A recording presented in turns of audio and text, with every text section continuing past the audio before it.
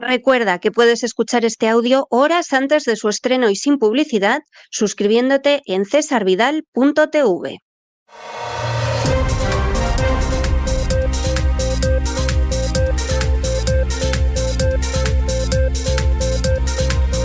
Las noticias del día. Estamos de regreso después de ese editorial que hemos dedicado, estamos en el mes de octubre a fin de cuentas, a recordar, a analizar y a intentar extraer las lecciones de lo que fue el alzamiento de octubre de 1934 o el golpe de 1934 o la revolución de 1934, como ustedes la quieran denominar, que en última instancia no fue nada más que el intento, sobre todo el Partido Socialista, flanqueado por los nacionalistas catalanes de la Esquerra y en algún lugar por otras fuerzas de izquierdas, para derribar a un gobierno de centro-derecha que era un gobierno democráticamente elegido de la Segunda República. La Segunda República es una de esas ocasiones que los españoles se complacen en perder prácticamente todos los siglos, de intentar cambiar lo que ha ido mal desde hace siglos en la historia de España y que jamás se cambia y que al final suele acabar como el rosario de la aurora por unos y por otros, a veces más por los unos, a veces más por los otros, pero en cualquier caso de una manera colectiva. El año 34 dejó de manifiesto que el régimen republicano iba a fenecer en cualquier momento porque toda la izquierda estaba convencida de que no se podía permitir a la derecha gobernar, ni siquiera aunque ganara las elecciones. Y que para impedir que gobernara había que recurrir al fraude electoral o, si era necesario, a los fusiles. Y en medio de esa situación, además ya el régimen republicano no resultaba atractivo porque había que ir hacia la dictadura del proletariado, que en fin, había quien la contemplaba de una manera y quien la contemplaba de otra. Por parte de la derecha, el sector de la derecha que creía en una democracia era mínimo. Y esto es algo que tampoco se puede ocultar. De manera accidentalista se podía aceptar en la medida en que diera juego para todos, como podía ser el caso de Gil Robles, que era un precursor de la democracia cristiana, eso sí, permitiendo que las juventudes de su partido, las JAP, fueran avanzando hacia un fascismo de corte mussoliniano. En el caso de otras fuerzas, háblese de carlistas, de la Falange, etcétera, evidentemente la democracia no entraba en sus planteamientos, con lo cual que aquello iba a terminar en un enfrentamiento de los unos contra los otros, con H delante de unos y H delante de otros, como escribía en son de burla Unamuno, pues era algo que se veía venir.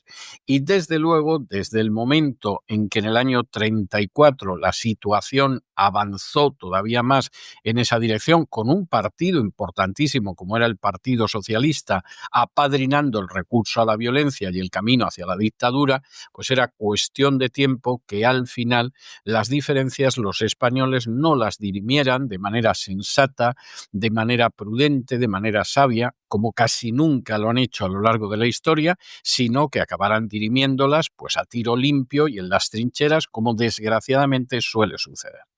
El gran problema hoy en día es que de nuevo el Partido Socialista, de nuevo los nacionalistas catalanes están en la labor de destejer el sistema constitucional, que evidentemente tiene sus defectos y cuya crítica ha realizado incluso a través de un libro que fue premio de ensayo, El traje del emperador, quien ahora se dirige a ustedes, pero al que no se le oculta que este ha sido el periodo más prolongado de convivencia pacífica entre los españoles a lo largo de la historia de España. Es que no podemos engañarnos ante hechos que son objetivamente comprobables. Como en realidad en estos momentos el gobierno está en la labor de destejer y va destejiendo poco a poco, no lanzándose a la calle, porque vamos, tampoco están las juventudes socialistas por jugarse la vida en las trincheras, pero sí utilizando los resortes del poder, pues evidentemente el sistema español es un sistema que si no está herido de muerte, poco le falta. Y el Estado como tal se está convirtiendo en un Estado fallido, pero a pasos agigantados. De eso hablábamos precisamente en nuestro editorial. Tenemos que entrar en nuestro boletín de noticias y, como siempre entramos por el segmento de España, pues nos encontramos con la manera en que el sistema se va destejiendo. El Tribunal Supremo ha rechazado nada menos que por cuarta vez consecutiva la solicitud de libertad de Santos Cerdán, que fue en su día secretario de organización del Partido Socialista, y lo ha hecho porque considera que existe riesgo de destrucción de pruebas. En ese sentido, el magistrado describe a Santos Cerdán como el que negociaba con los pagadores, el que recibía los cobros, el que los distribuía entre los colaboradores y el que conocía, a fin de cuentas, mejor un sistema de pagos absolutamente ilegal. Claro, ¿qué sucede en el caso de la defensa de Santos Cerdán? Hombre, pues que alega lo que alegaría cualquier defensa que mantenga la cabeza sobre los hombros. Y es que aquí da la sensación de que el juez está tratando de manera favorable a Ábalos y a Koldo García, que están en libertad con medidas cautelares, y sin embargo, en el caso de Santos Cerdán, pues aquí esto no cambia en absoluto. Y efectivamente, esa crítica de la defensa es una crítica bastante razonable, le guste o no le guste a su señoría. Y en última instancia, pues hace realmente preguntarse de por qué el trato de favor hacia unos y el trato de rigor hacia el otro. Que es posible que ese trato de rigor esté justificado, no lo vamos a discutir, existe esa posibilidad, es opinable. Pero claro, lo que llama la atención es que ese trato de rigor, por si hay destrucción de pruebas, no se haya aplicado ni a Ábalos ni a Koldo García. Comenzamos con este tema y con otros que les afectan nuestro boletín de hoy, y lo hacemos con la ayuda absolutamente irrenunciable de María Durán. María, muy buenas noches. Feliz martes, César. Aquí estamos otra tarde-noche. Hola a todo el equipo, a todos los oyentes desde todas partes del mundo. Santos Cerdán va a seguir en prisión. Así lo ha decidido hoy mismo el juez del Tribunal Supremo, Leopoldo Puente, quien ha rechazado por cuarta vez ya la petición del exsecretario de Organización del PSOE para quedar en libertad, asegurando que aún persiste el riesgo de destrucción de pruebas y que no se aprecia ningún agravio comparativo, como decía la defensa de Cerdán, con los casos de José Luis Ábalos o su antiguo asesor Koldo García. El magistrado insiste en que la situación de Cerdán es distinta porque su papel dentro del partido le habría otorgado una posición de preeminencia, dice literalmente, en la trama del caso PSOE y por tanto acceso a información esencial que podría ser manipulada si lo dejara en libertad. No descarta, en cambio, liberarlo antes de las próximas Navidades. Puente describe al dirigente navarro como la persona que negociaba con los pagadores y recibía los cobros, distribuyéndolos luego entre sus colaboradores. En su resolución explica que de entre todos los investigados, Cerdán sería quien mejor conocía el funcionamiento completo del esquema de pagos. Por eso, liberar al ex número 3 del PSOE, dice, podría dificultar seriamente la investigación, ocultando, destruyendo o alterando pruebas relevantes. La defensa de Cerdán, representada por Benet Salellas y Jacobo Teijelo, ha criticado que el juez no haya permitido a la Fiscalía Anticorrupción ni al resto de las partes pronunciarse sobre la última solicitud de libertad, porque ya sabemos básicamente lo que pediría la Fiscalía sanchista. Los abogados sostienen que el trato hacia su cliente debería ser igual al de Ábalos y Koldo García, quienes permanecen en libertad, aunque con cautelares, tras negarse a declarar. Puente, sin embargo, sostiene que las diferencias son evidentes. En el caso de Ábalos y Koldo, los riesgos de fuga o de alteración de pruebas son menores, mientras que Cerdán, por su posición jerárquica y su presunta implicación directa, requiere medidas más restrictivas. La investigación del caso Koldo, que se centra en el supuesto cobro de comisiones ilegales a cambio de contratos públicos, también ha revelado nuevas irregularidades en la financiación del PSOE. Está bastante más que claro que había caja B en el PSOE. La Unidad Central Operativa de la Guardia Civil ha detectado pagos en metálico también al propio Cerdán por encima del límite legal establecido en la Ley Antifraude de 2021, que prohíbe operaciones en efectivo superiores a los 1.000 euros. Perdón, ya saben que esto es para usted y para mí, para los socialistas no. Entre ellos figuraría un pago de 1.072 euros efectuado el 30 de septiembre de 2023. El contexto político de esos años resulta clave. El 10 de julio de 2021 el Gobierno publicaba la ley antifraude en el Boletín Oficial del Estado. Es el mismo día en que Pedro Sánchez comunicó a Ábalos que lo destituía como ministro de Transportes. No me digan que no es una bonita, preciosa casualidad, ¿eh? Según fuentes del partido, la decisión se tomó después de que el entonces gerente, Mariano Moreno Pavón, al que ya todos ponemos cara y nombre, alertara a Moncloa del elevado nivel de gasto de Ábalos y de la situación insostenible de sus cuentas. Moreno Pavón está citado como testigo ante el Supremo. Fue una figura clave en el engranaje económico del PSOE y mañana probablemente tras su comparecencia tendremos más detalles de qué es lo que ha declarado ante el juez. En los últimos días, por cierto, el PSOE ha dado un giro en su estrategia ante el Tribunal Supremo. En un escrito que ha remitido el propio partido al alto tribunal, la formación reconoce ahora que abonó al menos 127.000 euros, 127.096 para ser todavía más exactos, euros en efectivo al equipo de José Luis Ábalos. Lo hizo entre los años 2017 y 2021. Admite el PSOE que su antiguo secretario de organización pudo recibir sobres con dinero destinados a algunos de sus colaboradores y que fue su mano derecha, Koldo, quien gestionaba los cobros de terceros. Este reconocimiento llega justo antes de esa declaración no solo de Mariano Moreno Pavón, sino también de la secretaria de organización Celia Rodríguez, que participaron en esos pagos con sobres. El Confidencial ha confirmado que los ingresos detectados por la Guardia Civil no figuraban en la contabilidad oficial del PSOE. Con estas revelaciones, el caso Koldo adquiere una nueva dimensión. Existe una red de pagos en metálico dentro del propio PSOE. Veremos en qué quedan las declaraciones de estos dos trabajadores de Ferraz y aquí, por supuesto, se lo contaremos con todos los detalles. Y seguimos con la investigación de la corrupción y con lo que por lo menos tiene el aspecto de ser una patada hacia arriba, es decir, uno de esos casos en que se produce un ascenso con la intención de apartar al ascendido de aquello en lo que está metido y en lo que no interesa al poder o a determinados poderes, no solo políticos.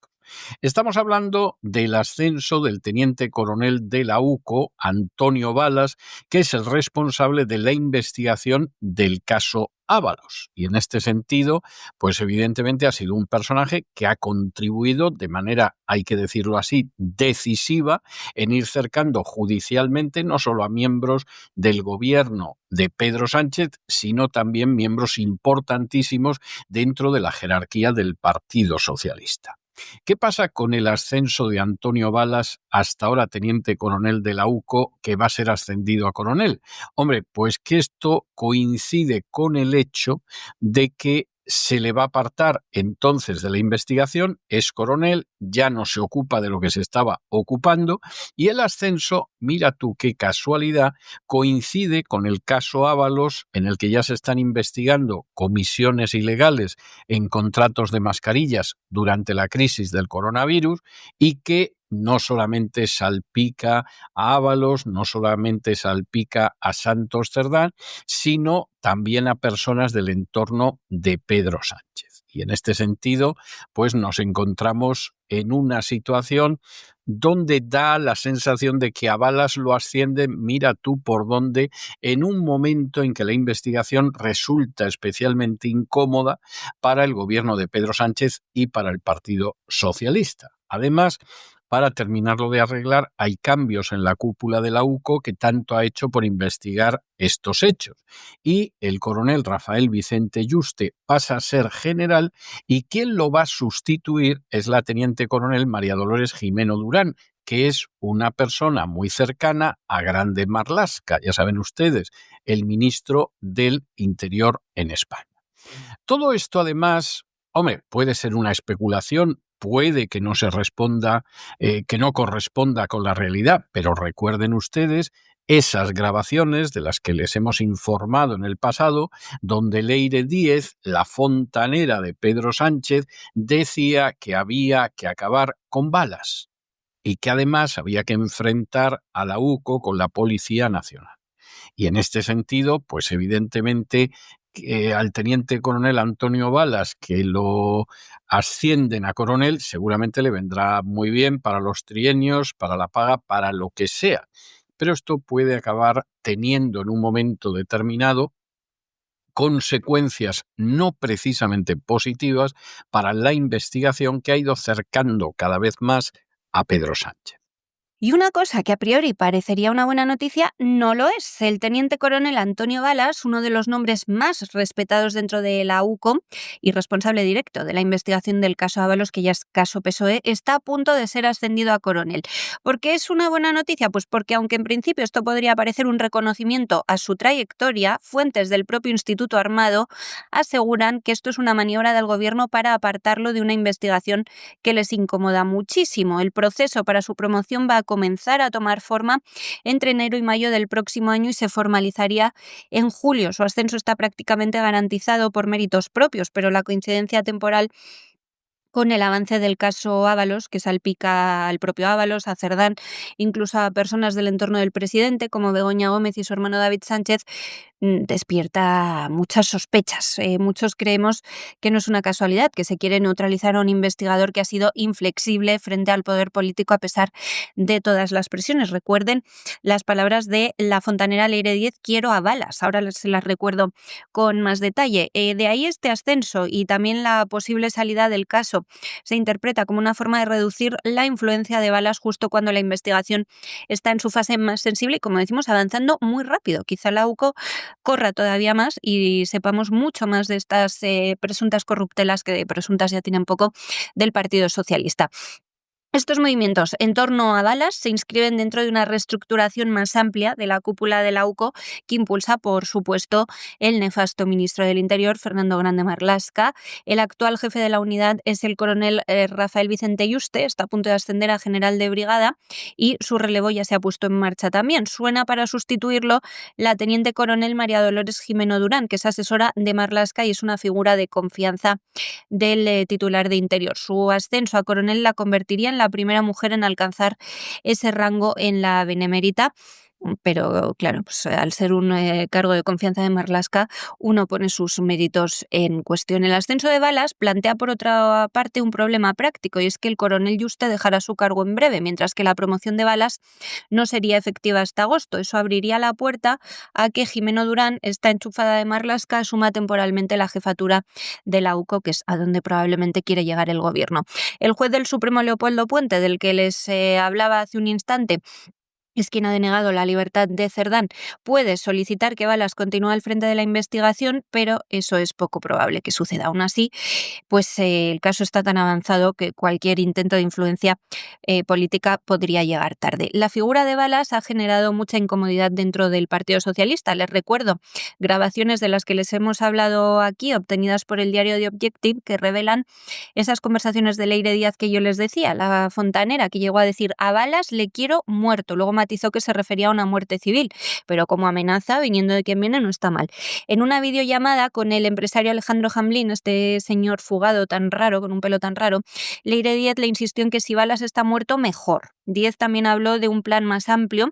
Dijo literalmente que había que entrar como un elefante en una cacharrería en la Guardia Civil para debilitar a los mandos que respaldaban las investigaciones policiales contra el PSOE. En esas conversaciones también mencionó altos oficiales de la UCO, incluido el coronel Yuste, que ahora se jubila, y el director adjunto Manuel Llamas, asegurando que los de arriba del gobierno necesitan pruebas más objetivas para poder atacar a la unidad. Es cuando recababa pruebas contra agentes de la UCO, fiscales y jueces que investigaban la corrupción del gobierno. El plan, ya han visto que de momento al menos, no hay que cantar victoria del todo todavía, no ha surtido efecto. Las investigaciones siguen, los informes de la UCO marcan la agenda judicial y Antonio Balas, de momento, mantiene intacta su reputación como uno de los investigadores más rigurosos de la UCO. Y de España nos vamos a Hispanoamérica y nos detenemos en Venezuela, donde el régimen asegura haber detenido a 4 agentes supuestamente pertenecientes a la CIA y acusados de planear un ataque de falsa bandera contra el buque americano USS Gravely, que estaba atracado en Trinidad y Tobago. Vamos a ver, ¿esto es posible? Hombre, esto, como ser posible, es posible. Que la CIA utilice ataques de falsa bandera no tiene nada de particular, los ha utilizado el Mossad, los han utilizado otros servicios de inteligencia, teóricamente es posible. que esa operación de falsa bandera pretendiera culpar al régimen de Maduro en Venezuela y, por lo tanto, legitimar o justificar al menos medidas más duras por parte de Donald Trump, incluyendo un ataque militar contra Venezuela? No es imposible, posible es. Y que de alguna manera los 4 personajes que supuestamente trabajan para la CIA hayan sido al final detenidos y estén en manos del régimen de Caracas. Eso también, en teoría, es absolutamente posible. Es absolutamente posible. No tienen ustedes nada más que ver el número nada pequeño de cubanos, por ejemplo, que al servicio de la CIA han intentado atacar al régimen de La Habana, vamos, desde finales de los años 50 del siglo pasado, todos fracasando estrepitosamente, también hay que decirlo. Es decir, yo no sé si la inteligencia o la contrainteligencia cubana era el colmo de la eficacia, o había gente que iba hacia la isla para llevar a cabo determinadas operaciones contra el régimen de Fidel Castro y era gente demasiado locuaz y ya los estaban esperando en la isla cuando llegaron. Esto habría que ver cada caso concreto. Pero que efectivamente esas operaciones se han creado, que en algunos casos estaban diseñadas como operaciones de falsa bandera, que la CIA ejercía su manto protector sobre ellas y que, por cierto, fracasaban todas una tras otra, eso es algo históricamente innegable. ¿Nos encontramos aquí ante un episodio parecido? Puede ser. No es el régimen de Caracas un régimen como para que se le crea lo que dice, las cosas como son, y eso es algo indiscutible. Pero ¿que puede haber sido? Pues sí, sí puede haber sido. Y desde luego implicaría jugar con fuego, porque meterse en un conflicto armado con Venezuela no es ninguna tontería. Venezuela no es Panamá, ni geográficamente, ni por el régimen, ni por las fuerzas armadas que tienen, que evidentemente dejan mucho que desear, pero no es la Guardia en Panamá. Y en Panamá, incluso con armas de nueva creación que se probaron además en Panamá, la cosa duró semanas. Pensemos lo que podría ser un conflicto en Venezuela. La tensión entre Trump y Maduro que no cesa. El narcorrégimen de Nicolás Maduro anunciaba la noche del lunes la presunta detención de 4 personas a las que acusa de ser agentes de la CIA y de planear un ataque de falsa bandera contra el buque estadounidense USS Gravely, actualmente atracado en Trinidad y Tobago, a pocos kilómetros de las costas venezolanas. Según el gobierno, la intención de ese supuesto plan era generar un incidente que pudiera atribuirse a Venezuela, provocando una respuesta militar de Estados Unidos. El anuncio lo hacía el número 2 del narcorrégimen, Diosdado Cabello, vicepresidente del Partido Socialista Unido de Venezuela y ministro del Interior, quien aseguraba que los detenidos estaban vinculados a la CIA y que el material encontrado durante las operaciones de captura era oro puro. Diosdado Cabello también afirmaba que los supuestos agentes tenían como objetivo directo atacar ese buque estadounidense y responsabilizar al narcorrégimen, con el fin de justificar nuevas sanciones o incluso una intervención. Pero las autoridades venezolanas no han revelado los nombres de los detenidos ni ninguna prueba verificable de los hechos, lo que es un poquito raro. El incidente ha ocurrido en este momento de alta tensión regional. Estados Unidos ha intensificado su presión sobre Caracas con ese despliegue del buque en el Caribe como parte de unos ejercicios conjuntos con Trinidad y Tobago que han tenido consecuencias. Ahora les cuento. El gobierno de Donald Trump ha confirmado que ha autorizado operaciones encubiertas de la CIA en territorio venezolano dentro de su estrategia de desarticular redes del narcotráfico y la corrupción. Esto, si recuerdan, se lo contamos la semana pasada, y desde Caracas dicen que esto es una decisión que demuestra el intento de desestabilización política en Venezuela, cosa que obviamente pues sí es para eso.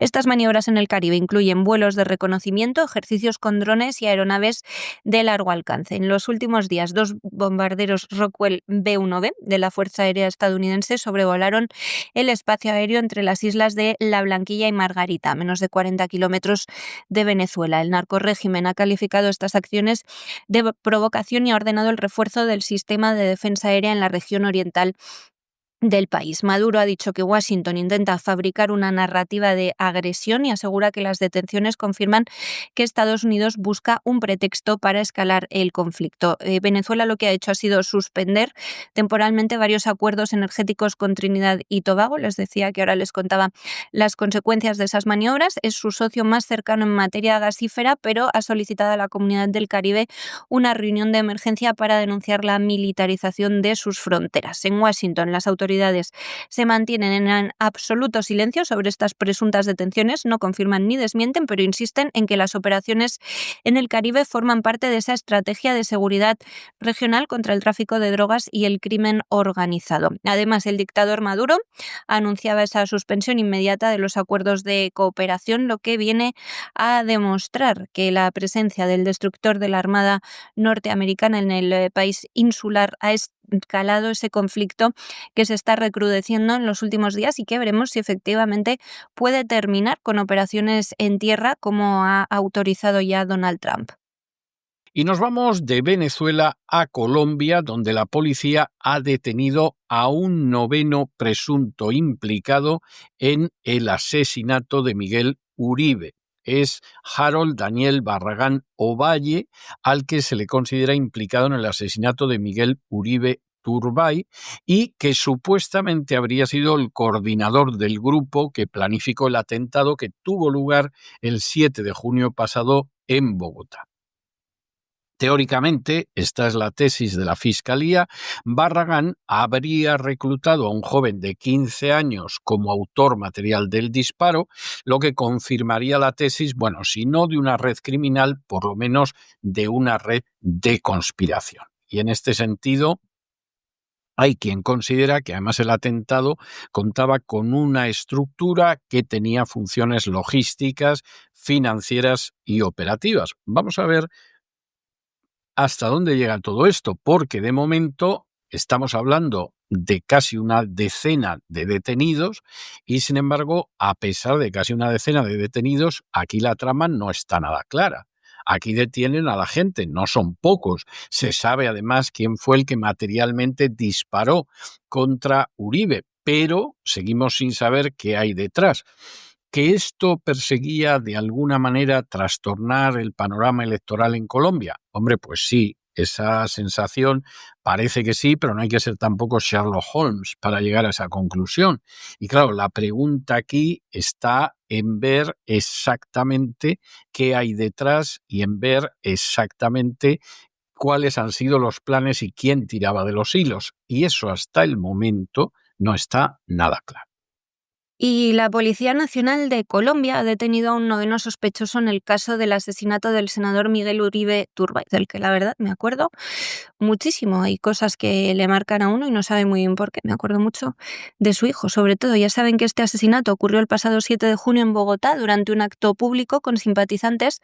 La nueva captura, se ha llevado a cabo en el sur de la capital y corresponde a un hombre llamado Harold Daniel Barragán Ovalle, quien según las investigaciones de la Fiscalía tuvo un papel clave en la planificación y coordinación del atentado. Es autor intelectual, ya saben que el autor material es un menor. Las autoridades sostienen que Barragán fue el encargado de reclutar y dirigir al grupo que ejecutó el crimen, así como de seleccionar al autor material del disparo, ese menor de 15 años que habría sido manipulado para participar en el ataque. Con su detención ya son 9 los arrestados en una investigación que la justicia colombiana ha reclasificado como magnicidio, dado que la víctima era un senador en ejercicio y una figura influyente del Partido Centro Democrático y probablemente hubiera sido el siguiente presidente del país. La Fiscalía General de la Nación ha indicado que el atentado no fue un hecho aislado, sino que formó parte de una estructura criminal organizada que planificó con antelación esa acción y otras.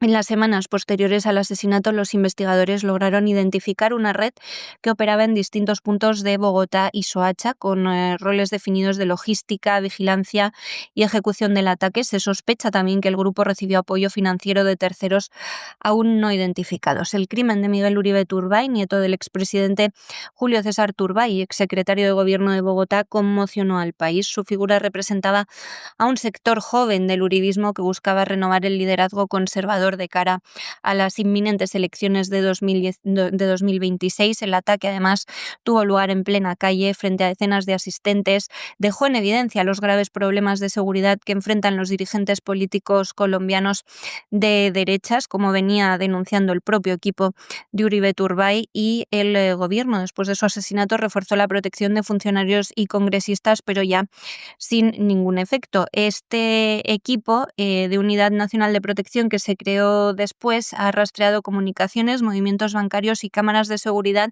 que han permitido ahora reconstruir los pasos de los sospechosos en las horas previas al crimen para terminar con esta novena detención.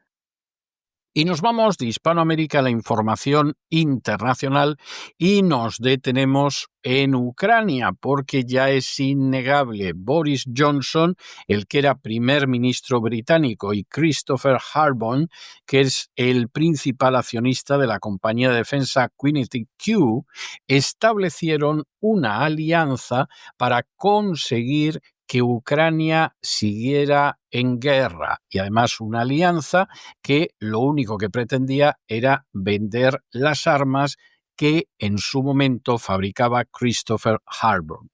Y como Christopher Harbon estaba interesado en que la guerra de Ucrania siguiera, y esa guerra se iba a acabar porque ya Zelensky había llegado a un acuerdo con Rusia, pues ¿qué hizo? Le dio 1 millón de libras esterlinas. 1 millón de libras esterlinas a Boris Johnson. ¿Y qué hizo Boris Johnson? Pues el corrupto Johnson, el criminal Johnson, el sobornado Johnson, se plantó en Kiev el 9 de abril de 2022 para presionar a Zelensky con el mensaje de no negociar, resistir, para decirle que tenía que continuar la guerra. Y por lo tanto, las conversaciones de paz se rompieron.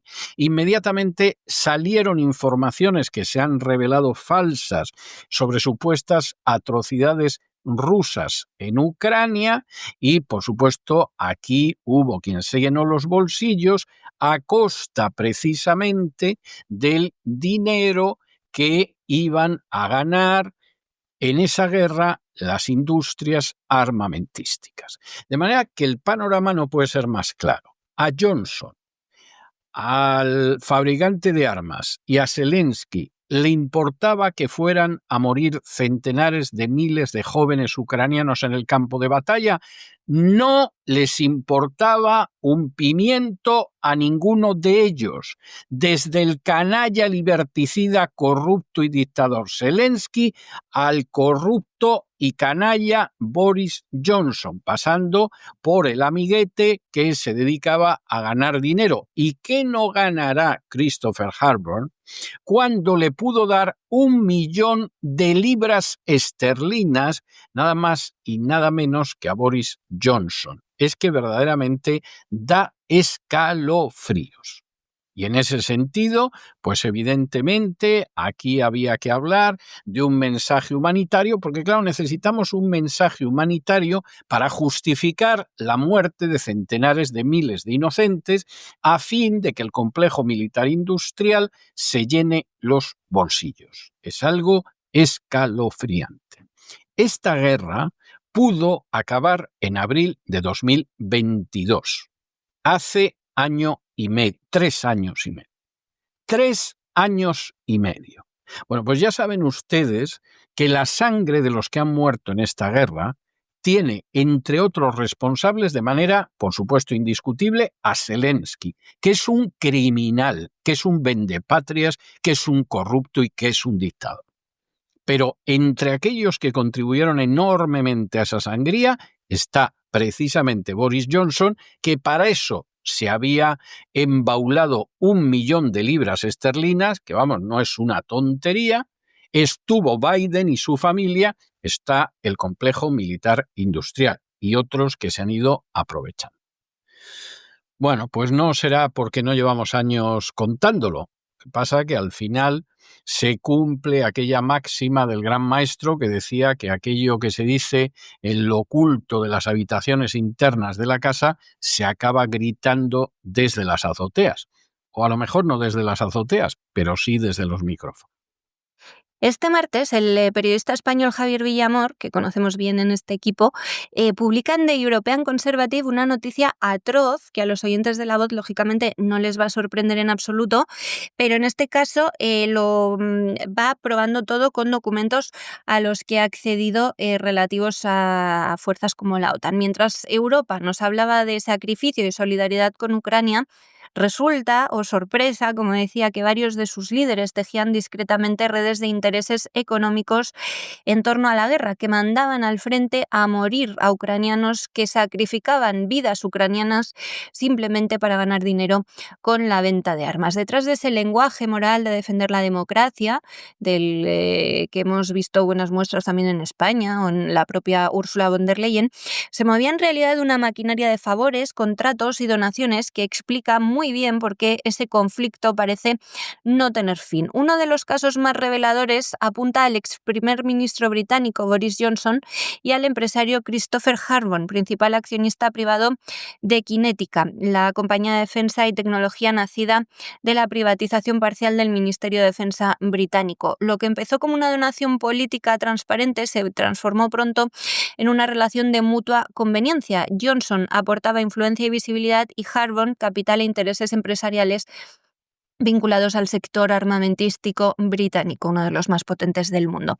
En noviembre de 2022, Hartman donó 1 millón de libras a Boris Johnson. Poco después, ambos se reunieron en Londres, en lo que se ha descrito en ese artículo como una reunión sobre Ucrania. En enero de 2023 viajaron juntos a Kiev, donde Hartman figura oficialmente como asesor de la oficina de Boris Johnson, pero no lo era. En ese viaje, el empresario actuó como intermediario entre compañías de defensa y autoridades ucranianas, abriendo vías de negocio que Kinetica aprovechó en los meses siguientes. Kinetica fue fundada en 2001, se convirtió durante la guerra en Ucrania en uno de los pilares de la industria militar británica, se escribe con Q, las dos, Q-I-N-E-T-I-Q. Es, como les digo, uno de los pilares de la industria militar británica porque suministra drones, radares y sistemas de artillería, y sus beneficios se dispararon, lógicamente, tras la invasión Rusia a Ucrania, gracias a los contratos con el gobierno británico y sus socios de la OTAN. Cada nuevo anuncio de ayuda militar coincidía con una nueva aparición mediática de Johnson, que se erigió en uno de los principales portavoces occidentales del apoyo incondicional a Kiev. Documentos internos del gobierno británico muestran ahora cómo el discurso sobre Ucrania fue cuidadosamente coordinado. Los mensajes oficiales mezclaban el lenguaje humanitario con decisiones de gasto militar. En septiembre de 2022, Londres anunció 2.300 millones de libras adicionales para ayuda a Ucrania, de los que Kinetica fue una de las principales beneficiarias. Las apelaciones a la libertad y a defender la democracia servían de marco moral al gobierno Johnson para justificar una creciente transferencia de fondos públicos hacia contratistas privados. Ese año, los documentos a los que ha accedido también The European Conservative revelan que una misión británica llegó a Ucrania con un mandato claro: no negociar, resistir, a pesar de que el gobierno estaba avanzando en un borrador de plan de paz ante las cuantiosas pérdidas humanas en el frente. Tras dejar Downing Street, Johnson se reinventó como defensor global de Ucrania. En conferencias y medios de comunicación ha repetido una consigna que se ha hecho oficial en la política británica: la única manera de acabar con esta guerra es que Ucrania gane y que lo haga lo antes posible. Esa misma línea ha sido adoptada por Londres y la OTAN en sus comunicados, reflejando una estrategia común: evitar cualquier negociación y prolongar hasta el infinito el enfrentamiento que logre un debilitamiento de Rusia. En realidad, sabemos ya que la posibilidad de acuerdo no existió realmente a principios de abril de 2022 por culpa de estos líderes. Rusia y Ucrania ya habían avanzado en ese primer borrador pactado por medio de Turquía, que preveía la neutralidad, garantías internacionales de seguridad y un estatuto especial para Crimea. Sin embargo, el 9 de abril, Boris Johnson aterrizó con otro mensaje, ese que les decía: no negociar, resistir. Los documentos del Ministerio de Asuntos Exteriores británico confirman que su viaje tenía ese objetivo preciso: evitar una paz prematura que pudiera interpretarse como una concesión a Moscú y, sobre todo, que no le hiciera perder dinero a él y a sus socios. Su misión no era diplomática, era estratégica. La visita selló un cambio de rumbo en la guerra y en la política europea, la de la diplomacia a la resistencia indefinida. Para Johnson, ese movimiento tuvo un doble propósito: lo ayudó a recuperar liderazgo político tras el escándalo del Partygate, las fiestas que hacía en sus residencia oficial mientras todos los demás europeos estábamos confinados en pandemia, y también le ayudó a reposicionar al Reino Unido como actor decisivo en Europa tras el Brexit como principal suministrador de ayuda a Ucrania. En Bruselas, en ese momento, la reacción fue ambigua. Hoy está completamente alineada con Londres. La Unión Europea sí que es verdad que elogió públicamente la valentía de Johnson, pero varios diplomáticos advirtieron en privado del riesgo de una escalada sin salida. Italia y Hungría alertaron de que prolongar la guerra pondría en peligro la estabilidad económica del continente, como ha sucedido. Francia, incluso con un Macron ahora tan beligerante contra Putin, intentó mantener canales abiertos con Moscú. ¿El resultado cuál ha sido? Pues una Europa más dependiente de Washington y de la industria militar anglosajona. El flujo de armas ha aumentado, las sanciones contra Rusia han agravado la crisis energética para nosotros los europeos, no para Rusia, y el coste económico del conflicto ha superado para nosotros los 600.000 millones de euros a finales de 2022, que es hasta donde tenemos datos. Luego ha sido mucho más. La guerra, que pudo haberse frenado muy rápido con diplomacia, se ha convertido en una estrategia permanente. Boris Johnson no fue solo un aliado de Ucrania, fue el mensajero de una decisión que ha empobrecido a marchas forzadas a Europa.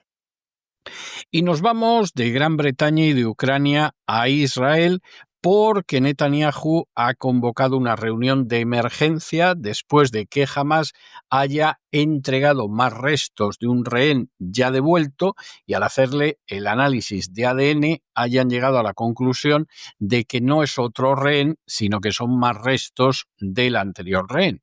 Como el gobierno de Israel no ha pensado jamás, pero jamás, respetar el alto el fuego, como tiene muy claro que de Gaza se va a quedar por lo menos con la mitad, porque además la retirada es una retirada ficticia, siguen ocupando buena parte de la franja de Gaza, pues ya tienen, por supuesto, la excusa para violar, como viola siempre de manera sistemática este gobierno, todos los acuerdos a los que llega.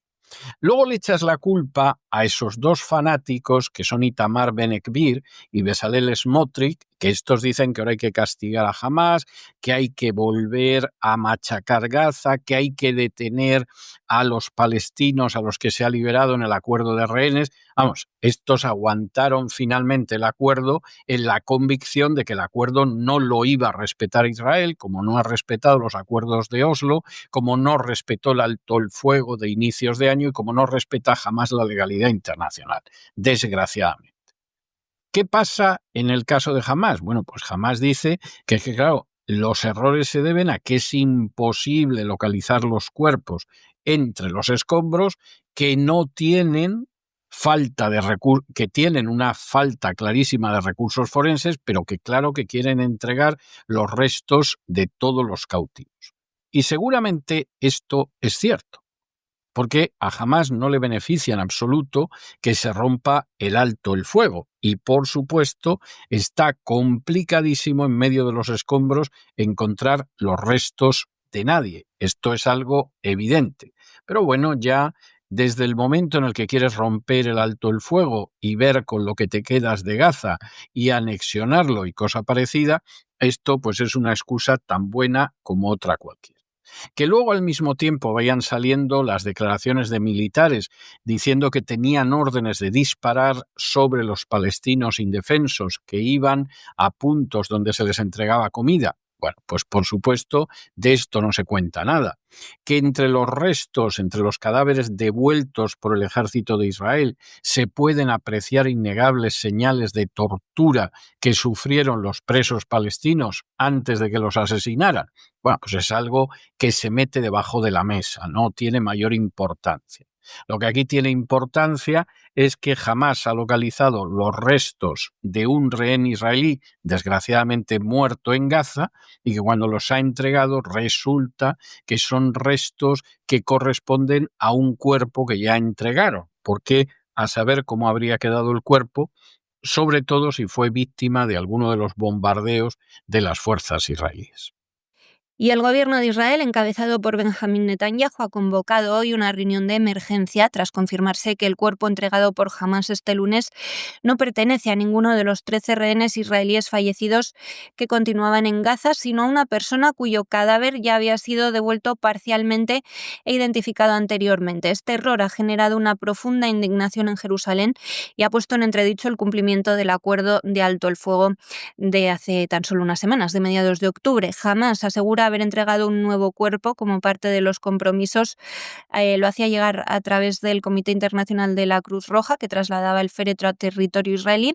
Sin embargo, los análisis forenses realizados confirmaron que se trataba de un rehén ya identificado y enterrado semanas antes. Este episodio ha sido interpretado por el gobierno de Netanyahu como una nueva violación grave del acuerdo. Netanyahu, que se encontraba en el momento de conocer esa noticia declarando ante el tribunal que lo juzga por corrupción, interrumpió inmediatamente la sesión para abordar la crisis con su gabinete. Los ministros derechistas de la coalición, Itamar Ben-Gvir y Bezalel Smotrich, exigían una respuesta inmediata. Ben-Gvir pedía públicamente la reanudación de los ataques sobre Gaza y acusaba a Hamás de seguir jugando con los sentimientos del pueblo israelí, mientras que Smotrich reclamaba que se detenga nuevamente a los prisioneros palestinos liberados en el marco del acuerdo de intercambio de rehenes. No es la primera vez, es muy lamentable esto que hace Hamás, que ocurre un error en la entrega de cuerpos. En octubre ya devolvió 3 cadáveres que no coincidían con las identidades anunciadas. La confusión fue confirmada por los forenses.